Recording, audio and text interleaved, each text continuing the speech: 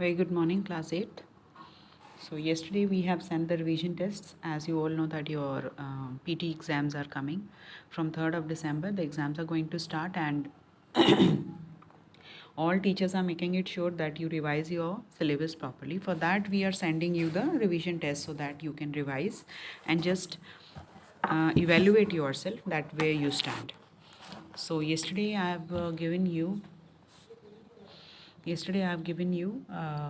an article um, on the stress due to the exams, pressure of exams on children, right? So I gave you a very simple topic because it's quite obvious when exams approach, children are very much pressurized. So they think that what else we can do, because syllabus is too much, anxiety is too much, so it takes upon their mind and body.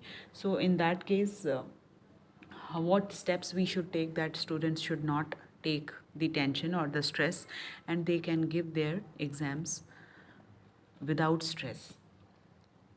So for that, only I have got 2 or 3 entries of the sample tests which you have sent, like Trisha and Sarika. Only 2 students have sent me the tests,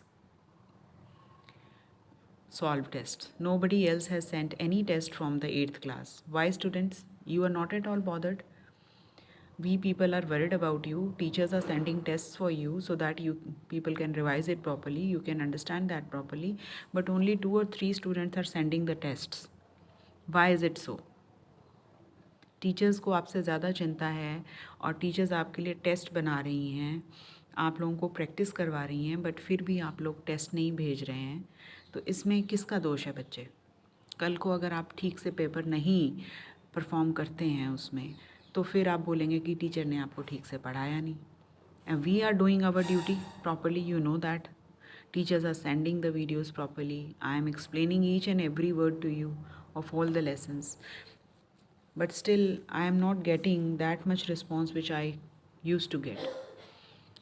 बच्चों को फ़िक्र नहीं है, teachers को ज़्यादा फ़िक्र है. तो बच्चे सीरियस हो जाइए, क्योंकि परसों से आपके एग्ज़ाम्स हैं. जो हम आपको रिवाइज़ करने के लिए भेजते हैं उसको करो. जो हम काम आपको भेजते हैं, you should do it. It is for your betterment, not for us. We are here to teach you. That's it. And you people don't watch the videos when we send it, and afterwards, after 10 or 20 days, when you think that you need that, then you keep on calling the teachers, sending messages, ma'am please send this video, send this video. जब आपको video भेजा जाता है उस वक्त आप क्यों नहीं देखते हैं वीडियो, और बाद में आप 15-20 दिन बाद टीचर को तंग कर रहे हैं मैसेज कर करके कि मैम ये वाला वीडियो भेज दो, वो वाला भेज दो. बच्चे, आप लोगों के लिए वीडियोस भेज रही हैं टीचर्स. आप लोगों को रेगुलरली वीडियोस देखने चाहिए. पेरेंट्स को आप लोग बोल देते हैं कि टीचर्स काम नहीं भेज रही हैं. ये गलत बात है ना. ऐसे नहीं बोलना चाहिए पेरेंट्स को. झूठ बोलते हैं आप लोग. टीचर्स तो पूरी मेहनत कर रही हैं. सभी टीचर्स अच्छे से आपको वीडियो बना के भेजती हैं ताकि आप लोगों को समझ आ सके. आपको मालूम है कोरोना टाइम है and you can't come to school because it is not good for all. It's not safe to come to school. So that is why we are sending videos, so that you people can at least understand it sitting at the home.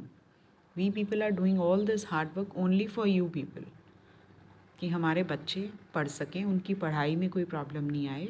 इसीलिए सारे teachers मेहनत कर रहे हैं बच्चे. और अब आपकी ड्यूटी है कि आपने अच्छे नंबर लाके अपने टीचर्स को, अपने पेरेंट्स को प्राउड फील करवाना है. It's your duty now. So yesterday I have sent you the article related to the stress and anxiety among children during exams. So only I got the 2 tests from the students. One is Sarika and the other one is Trisha, class 8th. That's it. So it's a very simple topic which I have sent you. So for that we will discuss one more time that what are the main topics we should keep in mind while we are writing an article or a speech. So for writing an article or a speech,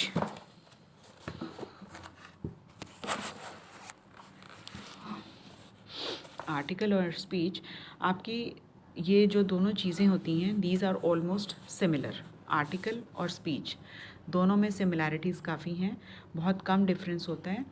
सिर्फ इतना है कि जो speech है वो conversational होती है, ऐसे लगता है कि आप बात कर रहे हैं किसी से। कन्वर्जेशनल मीन्स, कन्वर्जेशन मीन्स बात करना, and it begins with a formal address. और जब हम स्पीच स्टार्ट करते हैं बोलना, तो हम एक एड्रेस करते हैं सबको। Address means a very good morning to one and all, because that is a very conversational part, and concludes with a thank you. Or jab when you finish that thing, you conclude it with a thank you. So there is a very less difference between the article and the speech. So इनमें क्या है, main article आपका या speech कैसी होनी चाहिए? It should be the heading आपका सबसे ज़्यादा कैची होना चाहिए। The heading can be of a single word और अ फ्रेज और a small sentence, but it should be descriptive and catchy. ठीक है, आपकी हेडिंग जो है बहुत कैची होनी चाहिए, चाहे वो सिंगल वर्ड में हो या फ्रेज में हो। पूरा फ्रेज भी हो सकता है या सिंगल एक वर्ड भी हो सकता है।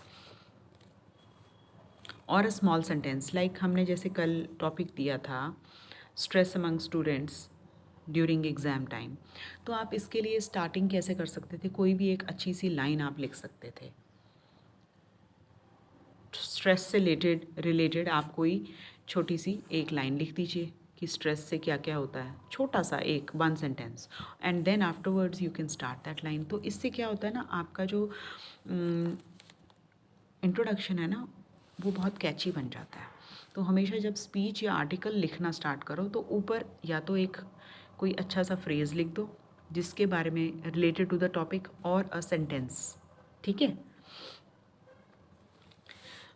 उसके बाद सेकंड आपको बात का ध्यान रखना है दैट जो आर्टिकल हैं या स्पीच हैं, ये छोटे नहीं होते बच्चे। It contains at least 5 to 6 paragraphs, right, dealing with the one main idea. What ever topic is given to you, so you have to elaborate that topic, and you have to distribute that topic between the 5 to 6. The first paragraph is related to the introduction, then second and third, fourth, आपके जो second to fourth हैं उसमें आप पूरा उनके उस topic के बारे में लिख सकते हैं, मेन आइडिया, एंड लास्ट में कंक्लूजन वाला जो है उसमें you have to conclude. So there is a specific purpose of writing an article. One should be sure who the readers are. तो जब आप whenever you are writing an article or a speech, you should know, keep in mind that who are the readers. आपको readers को ध्यान में रखते हुए article या स्पीच लिखनी है। सपोज़ आप न्यूज़पेपर के लिए लिख रहे हैं कोई आर्टिकल, तो आपको मालूम है everybody is going to read throughout the country, so it should contain a vocabulary of very high level, right? Because all type of readers are there. Because in English, if English paper is you are writing for an English paper, so that means the readers are also highly educated. And if you are writing it for a school magazine, so for that you know that limited number of people are going to read it, and especially the children or the parents of the children. So you should keep in mind while writing an article or a speech that what type of readers you have. Third is, before writing आपको thorough detail लेनी होती है topic की, कि आपका topic क्या है, उसका मेन आइडिया क्या है। आपने उसकी इंस्ट्रक्शंस को थॉरली पहले पढ़ना है ताकि आप उसे राइटिंग में उतार सकें। Then you can divide your main ideas into the paragraphs, like in first paragraph what I have to write, then in the body, not body means जो second, third and fourth paragraphs होते हैं उनमें आप elaborate कर सकते हैं अपने main idea को, and in the last you have to just link them cohesively. तो आपने इस चीज़ का ध्यान रखना है, जो आपकी राइटिंग है वो बहुत ही, writing in the sense writing skill, not about your hand writing या no means writing is equally important, but here I am talking about the writing skill. So means your vocabulary, your language should be appropriate and should be understandable. It should be for the layman, means everybody can understand it properly. You have to write in that simple language. If you are writing for a school magazine or for an examination, you have to see your level level of your class, ठीक है, your age. Then आपकी vocabulary का आपको बहुत ध्यान रखना है। आप जो लैंग्वेज यूज़ कर रहे हैं, you have to keep in mind, and your grammatical structure means आपकी ग्रामेटिकली वो सेंटेंसेस बिल्कुल ठीक होने चाहिए। ये नहीं कि आप उसमें टेंसेस गलत यूज़ कर रहे हैं या ग्रामेटिकली उसमें बहुत सारी मिस्टेक्स हो रही हैं, तो आपका वो आर्टिकल जो है वो फिर ज़्यादा मार्क्स आपको उसमें नहीं मिलेंगे। प्रॉपर अरेंजमेंट और इंटर रिलेशन ऑफ आइडियाज़, लिखते हुए आपको इस चीज़ का ध्यान रखना है कि आप जो आइडियाज़ को इलेबरेट कर रहे हैं, एक तो वो इंटर रिलेटेड हो और उनका प्रॉपर अरेंजमेंट भी होना चाहिए। ये नहीं है कि आपने लिखना स्टार्ट किया एक आइडिया से और आप पहुंच गए दूसरे आइडिया तक, means you should not lose the track of your idea.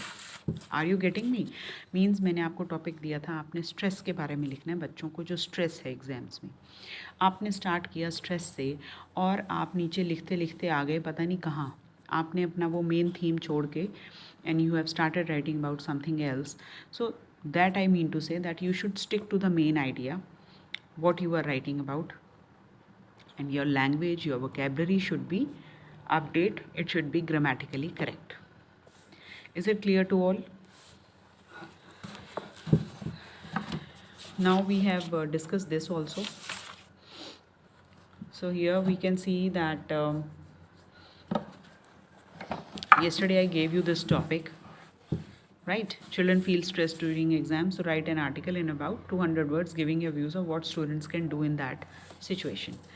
तो हम क्या कर सकते हैं उसमें? पहली बात है कि बच्चे क्यों स्ट्रेस्ड हैं, क्योंकि there is too much of course to revise, teachers and parents pressurise करते हैं, राइट? तो हमने अपने पॉइंट्स जो हैं पहले साइड पे लिख लेने हैं ताकि हमें फिर उसे इलेबरेट करने में दिक्कत ना हो। फर्स्ट पॉइंट आपने लिख लिया कि स्ट्रेस क्यों है, too much of course to revise and pressure from the teachers and parents, first point. Second, harmful effects क्या होते हैं स्ट्रेस के, फिर आपने वो भी मेंशन करना है कि स्ट्रेस लेने से क्या क्या इफ़ेक्ट्स होते हैं और आप स्ट्रेस से कैसे फ्री हो सकते हैं, how you can get free from the stress and get rid of the stress, and parents का क्या रोल है बच्चों के स्ट्रेस को दूर करने में। सेकेंड पैराग्राफ में आप वो लिखेंगे। फर्स्ट में आपने इंट्रोडक्शन देनी है कि रीज़न बताना है कि स्ट्रेस क्यों है। सेकेंड पैराग्राफ में आपने स्ट्रेस के बारे में लिखना है कि आप उसके हार्मफुल इफ़ेक्ट्स क्या हैं, what are the harmful effects of the stress and how you can get rid of the stress and what is the role of parents as well as the teachers to ease their children from their stress and frustration. Third is the concluding paragraph, stimulating and interesting schedule, balance बना लीजिए between studies and fun activities. So how you can overcome this feeling of stress. So here we will start with, you will start writing like too much of the according to our educational policy or according to our educational curriculum, the course of our education is stress examination is quite much, the course is quite much, there is so much of pressure from the teachers as well as the parents also to cover the syllabus and lot of pressure is there. आप ऐसे करके एक paragraph इसको elaborate कर सकते हैं। Second paragraph में you will tell कि स्ट्रेस से क्या क्या होता है, स्ट्रेस के क्या क्या हार्मफुल इफ़ेक्ट्स हैं, हेडेक हो सकता है, बच्चा डिप्रेशन में जा सकता है, then it can give rise to many other problems like serious problems also, because if the continuously a child is getting under depression, is stressed, so he can just can't concentrate in his studies. अगर आप बहुत ज़्यादा stress में ना, you can not concentrate on any one thing, this is the first effect, and headache रहना शुरू हो जाता है, then student loses interest in everything, उसको किसी भी चीज़ में इंटरेस्ट नहीं रहता, ही लूजेज एपेटाइट ऑल्सो, क्योंकि जब बच्चा स्ट्रेस में होता है, बच्चा क्या, if anybody is under the stress, he loses interest in everything, he loses appetite also. So इसमें हमारे पेरेंट्स का बहुत बड़ा रोल है कि उनको हम we should take care of the mental state of the children. Parents should keep a vigil on the activities of the students, that what they are doing. And if the child is feeling stressed or anxious, so they should make sure that the schedule should be made like that, that there should be a fun activities also in between, so that mind can be refreshed. And बच्चे की brain washing करनी चाहिए हमें, time to time उनकी counselling करनी चाहिए. अगर आप घर में कर सकते हैं, parents are able to do that, so that is well and good. And if they are not able to, so we can consult a good counsellor also. He can just brain wash the child. तो उससे क्या होता है, बच्चे brain washing से बच्चे के mind में जो डर बैठा होता है कि ये मैं कैसे करूँगा, मैं कैसे करूँगा, वो चीज़ ख़त्म हो जाती है. बच्चा इजीली सिलेबस को कवर कर सकता है. तो ये बहुत इंपॉर्टेंट होता है कि लाइफ की मोनोटनी को हमें ब्रेक करना पड़ता है, कि ये नहीं कि सारा दिन पढ़ता ही रहे. आपका टाइम टेबल या आपका शेड्यूल ऐसा होना चाहिए जिसमें पढ़ाई के साथ साथ थोड़ा सा माइंड को रिफ़्रेश करने का भी टाइम आपको रखना चाहिए. You can pursue your hobby in that leisure time. Means if you are fond of singing, और if you are fond of dancing, or you can do some breathing exercises. That is best thing. Meditation is the best thing in stress. क्योंकि जब आप stressed होते हैं, आप क्यों होते हैं स्ट्रेस्ड? क्योंकि वही जो आपके स्ट्रेसफुल आइडियाज़ और फीलिंग्स होती हैं वो आपके माइंड में घूमती रहती हैं. But with the help of meditation और with the pranayama, breathing exercises, they can help you breathe out all the tension from your brain, and you can just feel relaxed and refreshed. So in this stressful time, meditation and breathing exercise, pranayam, walking, running, some physical exercise, or anything you feel like, you can do that during that free time, so that your mind can feel relaxed as well as refreshed, so that whenever you sit back to study, so you can concentrate properly and you can give your 100%. बहुत फ़र्क पड़ता है बच्चे. सारा दिन लगातार नहीं पढ़ना चाहिए, बीच में ब्रेक्स लेते रहना चाहिए. बीच में आप वो काम कीजिए थोड़ा थोड़ा जो आपको अच्छा लगता है, जिससे आप रिलैक्स्ड फील करें. लगातार पढ़ना अच्छा नहीं होता है, किसी के लिए भी नहीं होता है. और इस चीज़ के लिए पेरेंट्स एंड टीचर्स पूरी हेल्प करेंगे आपकी, if the person or a child is feeling stressed during the exams.